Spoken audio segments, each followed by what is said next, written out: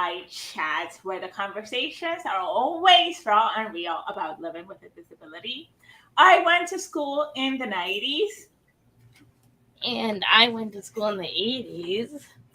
And school right now is in full swing, and we're going to be talking about our back to school experiences as people with disabilities.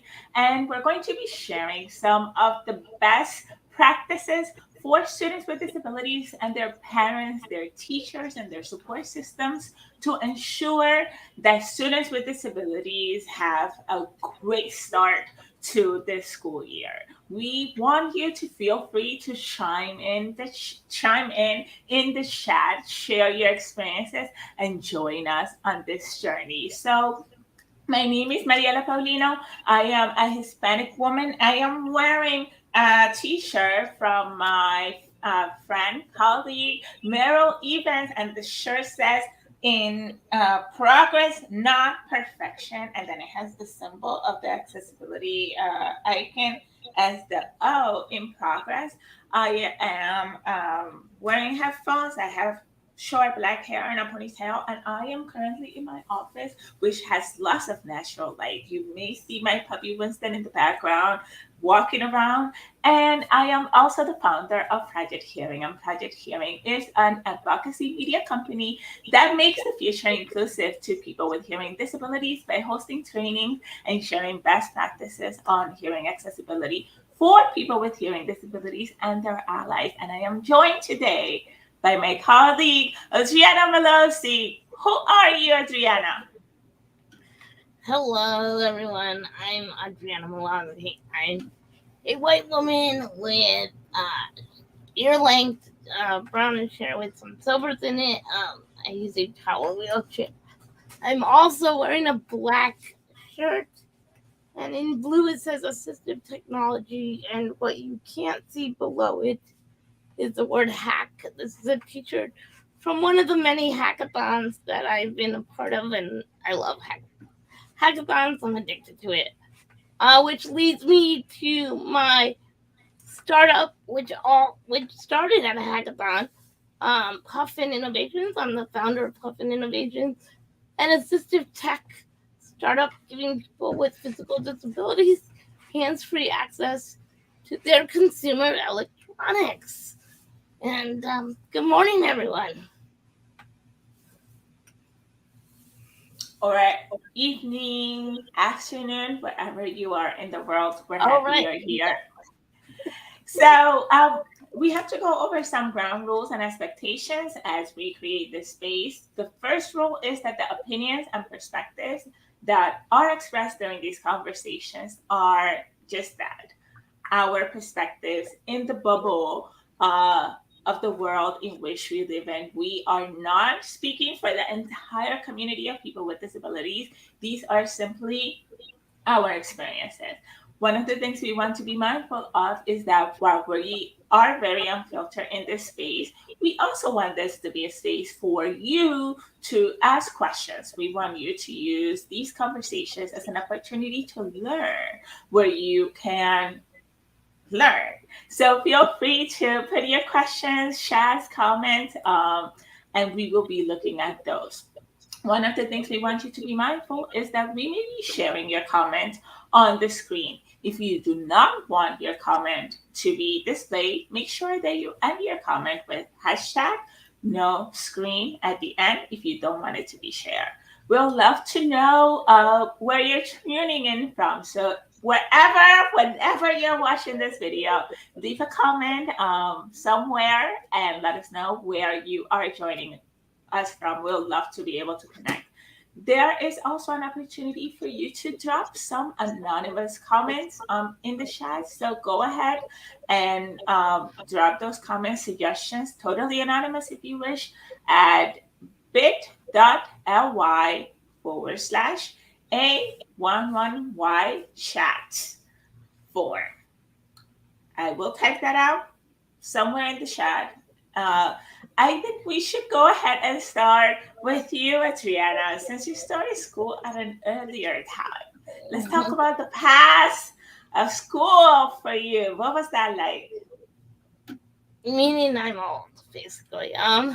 So obviously I grew up in the 80s, and given our 12-year age difference, I think this is going to be a really interesting conversation.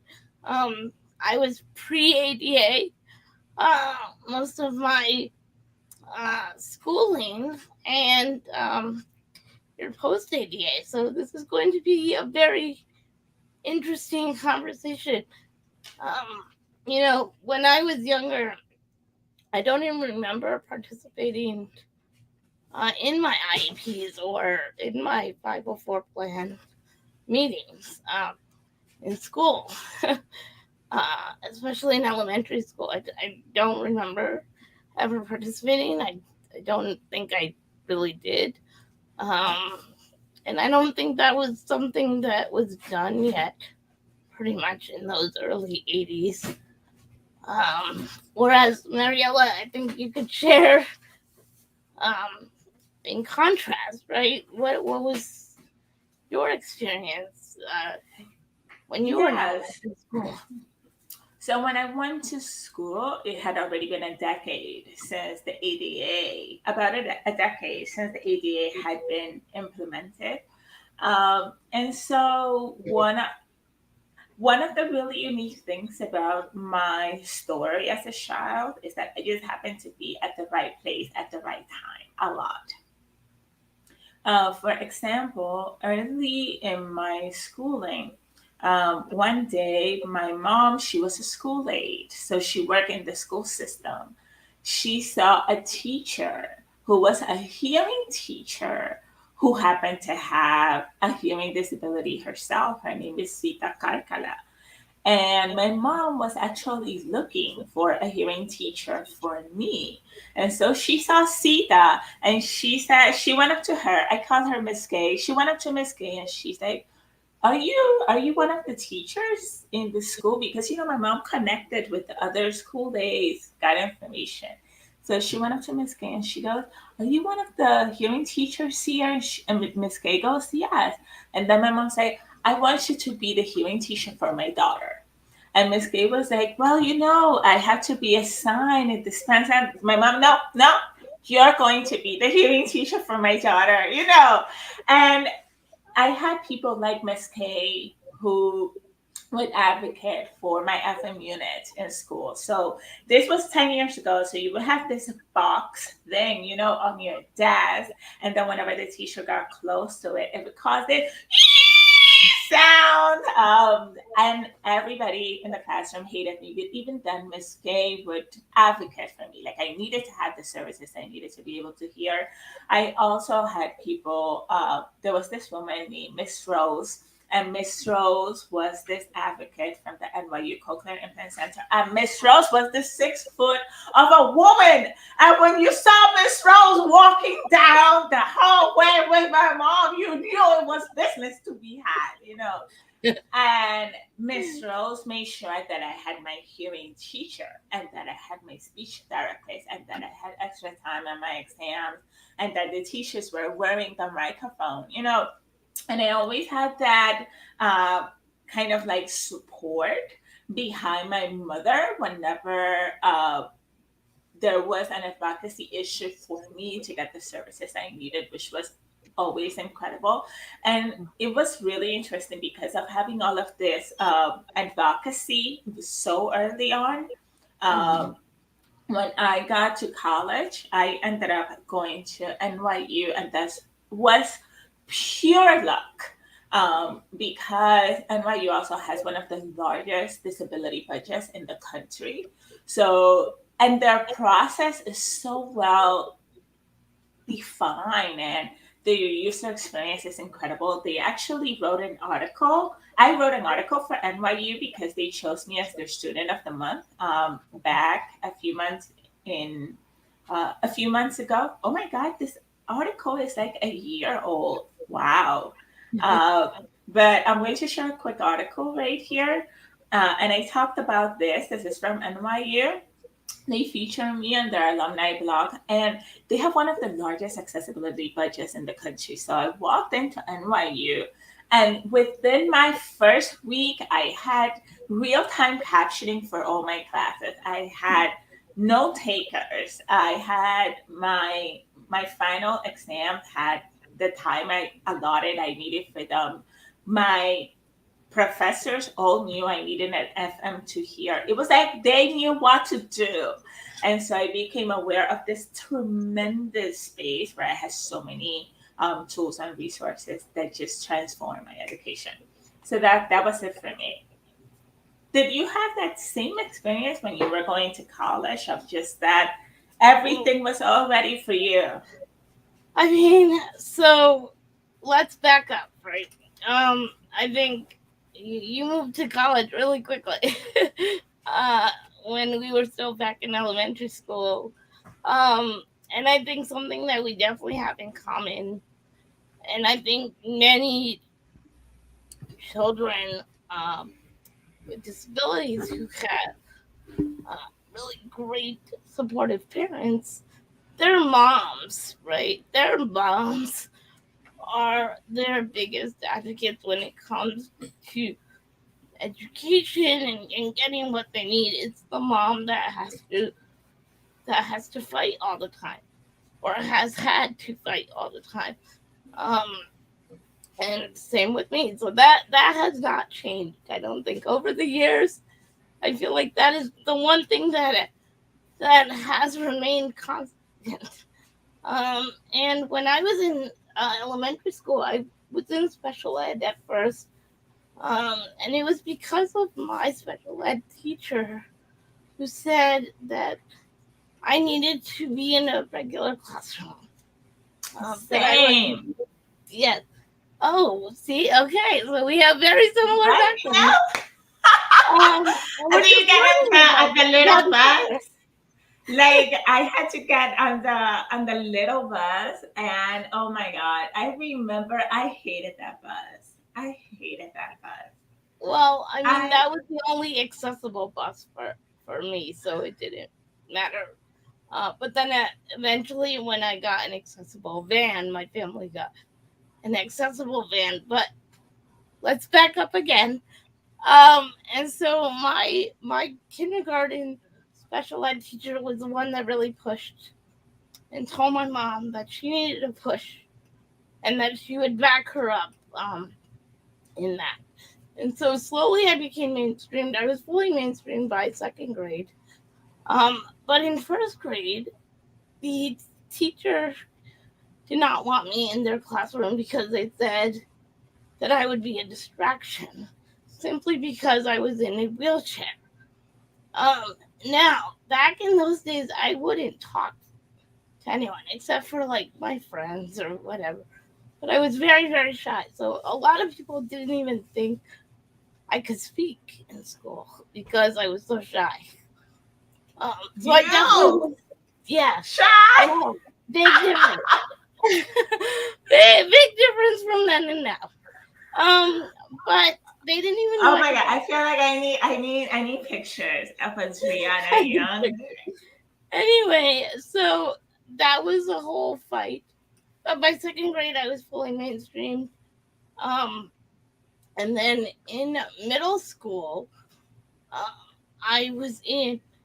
Uh, they separated us by levels of our academic levels, and so they were called cogs, and they had letters A, B, C, D, E, F, G, I believe. Anyway, the higher level ones were called the power. We were like excluded, and we were in the power cog. It was called. It was a horrible name.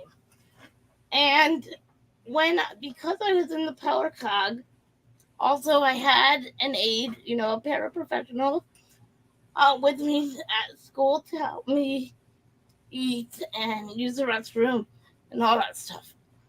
Um, and when I was in middle school, we could not find someone because they would start and then they would quit, and they would say it was too difficult for them because they couldn't understand the curriculum, even though they didn't need to. Like they just needed to do what I had asked them to do, either write notes or it was too difficult. And it got to the point where my mom was almost going to be that person for me, which I did not want at all. I did not want to be the kid with the mom in the classroom. It was already strange having someone much older, having an adult near you all the time. But that was definitely a no for me. And my mom had to find a friend. I mean, come on, social life. Hello. Even though I was very shy, I was not shy with my peers at all. And so my mom found a Do friend. you think of what would you, if you could go back and change that situation, what would you have wanted to be different? I think Like, I think to be involved in the process. So I had no involvement in any of that process. Although maybe I wouldn't have known how to speak up at that point anyway. I mean, I kind of knew, like, I know what I need, right? We know what we need. We know our limitations, even though we don't like to acknowledge them. Sometimes, right? People say, "Oh, you shouldn't say that about yourself." Well, everyone has a limitation, right? Not everyone can be neurosurgeons. Not everyone can be heart surgeons or whatever. There are limitations. We all have them, despite or regardless of whether or not you have a disability. And I don't know if I think I would have been okay if I was part of the process, but I don't know um, how well I would have been able to advocate at that age. But anyway, we had a friend. Then I go to high school, and in high school, I was taking honors bio, and I was doing the work, and we had to do this work like daily work where the teacher would walk around and check your work. Well, the teacher never came to me, and he always skipped me. So then, when I realized, I'm like, why am I doing this work if he's never checking my work? So near the end of that semester, I was like, I'm not doing this anymore because he never checks my work. And then the report card came out, and I got an F in biology, even though my grades were really good in my exams and etc. And also at the time, you would get a warning notice if you were failing. You would get something called a pink slip or a pink card would be mailed to your parents saying, "Hey, your child is doing poorly in whatever subject it would be." And we never got that. So we had a meeting, and the reason was, oh, she never did her work. And here I had in my bag piles of the work that he never looked at. but wait, pause. Why did that happen? The teacher. Why was I the don't teacher know. not? I don't know. Honestly, I don't know why he never, like, I would have it open on my desk. He would walk up and down the aisle, and he would never actually look over at my desk. And I never said anything, but it was open to the page where the work was clearly shown. Um, Hmm. but I he wouldn't look You at know, it. I have had teachers in my career. Well, it's not a career throughout my education. I remember very early on, but teachers refused to wear the microphone so that I could hear them because they said that they felt like they were choking. Like I wish I had the piece of equipment here. It's just there's so much fear around what people don't understand. And I think one of the things that we don't acknowledge is how that behavior from an adult translates over into the classroom. Yeah. If you, as the adult, are treating a child with a disability in any sort of way that others, that child, other children in the classroom are going to model that behavior. And I think that would be an entire other conversation about bullying in school, because I also think that that's a conversation we need to explore when we talk about disability. Like, there were so many times that people would, I say people, but really they're children, that they would like stand behind me and they would be like, "Can you hear me?" Or they would just do these things that kids do because they don't really know any better. And it's Yeah, so important for teachers to model the right behavior. and you know what's funny is that, or not, I guess it's not funny as in haha, but interesting.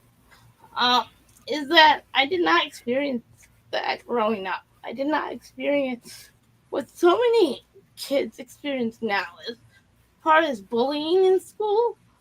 Um, I was I mean I went to school with the same people from kindergarten all the way through middle school, and Wow. yeah, and they knew me and they treated me like one of them, and I was invited to the birthday parties, and my mom would just drop me off, um, and my friends would help me. They would help me eat. They would help me do whatever it is that I needed to do.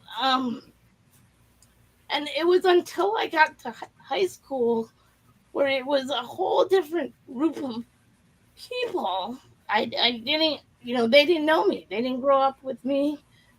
And high school's a very awkward age, right? You are more self conscious of who you're becoming. Everything. Yeah, you're going through puberty. Everything's just, you're super sensitive about everything. It's just a mess. Um, and on top of that, I would have an older person with me, a much older person who could have been my grandmother with me. And so I was unapproachable. And I think I got that in my head that I was unapproachable because of that. That also I was the biggest bookworm in the world.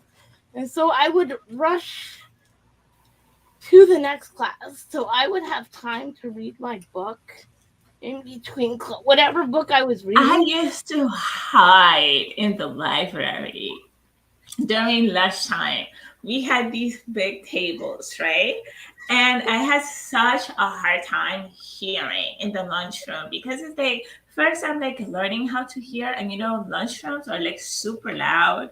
And let me tell you a story here. So we would have these like really long tables, and my sister also used to go to the school that I went to, and she would sit like across from me, because she was 2 grades below, so she would be the table next to my table, and I would be in the lunchroom, and nobody would talk to me, and I wouldn't talk to anyone. And what I would try to do is that I would try to go to my sister's table and talk with her, but then the what do you call them? We had nuns. The nuns would be like, "No, you can't sit together." So they would bring me back to my table where I would be alone, and then I would, but it's not though, because it's so important for me to be with my age group, Yeah, and my sister to be with her friends. Like, I cannot use my sister as a crutch. yeah, And that's true. That's I appreciate that now. Looking back, I hated when they did that. I had nobody to talk to.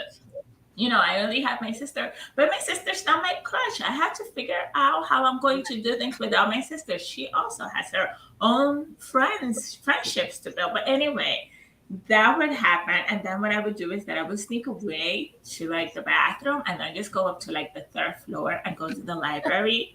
And the librarian was nice enough that she would just let me be upstairs, just kind of like reading books, because being downstairs in the lunchroom would be too hard. Girl, we gotta be mindful of time. We still have yeah, to yeah. talk I about our know, I most know, recent experiences. I know. I wanted to quickly also say that it was also in high school where I really advocated for myself, and I caused some controversy where I wrote a paper. We had to write a paper, and I wrote a paper about how I would always end up with a paraprofessional who couldn't understand the language, who couldn't understand English, who couldn't write English. I was in honors and AP courses, and I needed someone to be able to write for me because I physically can't write. Um, and that started a bunch of controversy at the school, but it was great. Like, I felt great about it that people were not aware, and it got the teachers talking, and it got the administration talking. And even though it embarrassed them, um, I didn't care. I was actually proud of myself, and to do that, just you know, despite them not being too thrilled about it. But let's move I on to our tips about going back to school, or starting school, or looking at higher education. So how about you, Mariela? Do you want to start? No, you can go ahead. Keep going. Okay. So I know for myself, when I was looking at colleges, I already had an idea of what I was looking for. As a wheelchair user, we always have to think about access.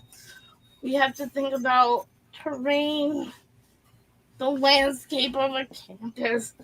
Do you want an open campus? Do you want a closed campus? Do you want in the city or in the middle of nowhere? And these are things that everyone, you need to think about.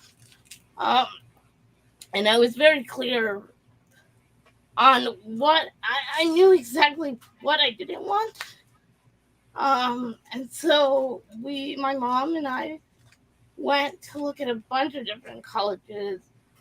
Um, and while I liked the Disability Service Center of one of the schools, I did not want to be in an open campus. I wanted a closed campus. While their disability services were much better than the other school, I knew that it would be hard for me because I would have to travel such far distances, have to deal with sidewalks, things like that. That would just limit my ability of doing things and going places. And so I opted to not apply to that school, even though I really loved their services, because I knew the cons outweighed the pros. And I went to a school that really didn't have a disability services department, but I was much happier. I still succeeded. I still got the services that I needed. Um, and also, you need to think about, as a wheelchair user, if you use PCAs, how long does it take you to get ready in the morning? Schedule your classes accordingly based on how early you have to get up to be ready to get to the building where that first class is. There are so many factors to take into account. Um, as a person with a disability that no one thinks about, I never had anyone else take care of me other than my family until I went to college. And these were things that never crossed my mind until it was time to go to school, to go to college. It's really important to really think about what your needs are, what your limitations are. Again, and really focus on those. Also, get to know the disability service centers in those schools, because it's really important to get to know them and be very clear on what you need, and to succeed. And put things in writing. Email is always the best way. Now, we did not really have email back when back in the day. Email was just a very new thing. So email definitely now, because once you have it in writing, you can say, "Hey, look, I did ask, if you had this available for me, and I need X, Y, Z." So I'm gonna stop at that. And I will add to that because my most recent experience with school was in online education. So one of the things that I am really interested in doing is going back to school for audiology. The reason for that is because I feel like I don't even understand my own hearing loss. I cannot speak with a doctor as a professional in their language. And I think that that is part of the challenge for people with hearing disabilities in medical spaces. There is that lack of acknowledgement and recognition of lived experience as experience.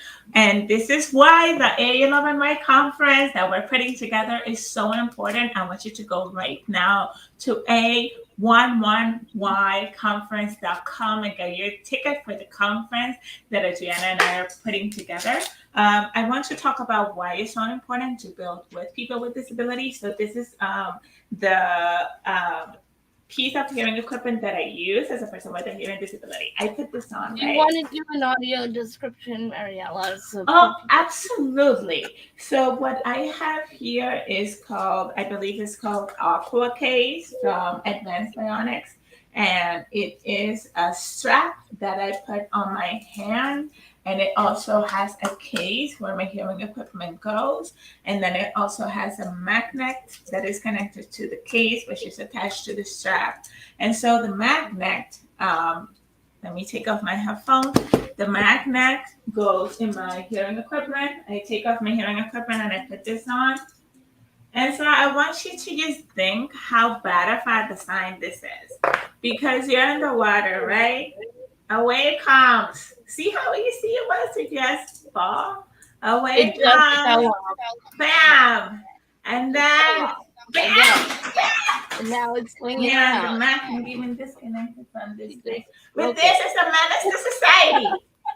So I hate this thing. I don't use it. And instead of wearing all this stuff, I just not here in the water, which is a terrible thing. And it's one of the things that adds to my anxiety of being a mother. Like, imagine I have a child and I'm wearing this thing at the beach, and then my child is screaming, "Help me!" and I can't even hear them. But anyway, that'll be another conversation for another day. Yes. I decided that I wanted to look into the prerequisites for audiology.